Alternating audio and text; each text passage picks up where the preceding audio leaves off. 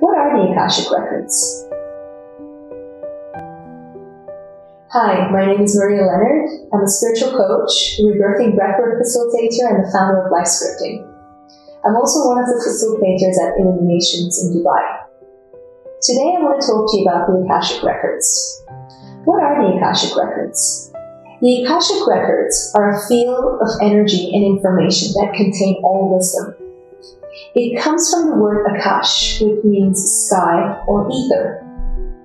You can access the Akashic Records to get information from past lives and future potentials. It is a wave of energy and a wave of consciousness that when you receive a reading or a healing, you get more clarity about your life and to help you understand your belief systems better.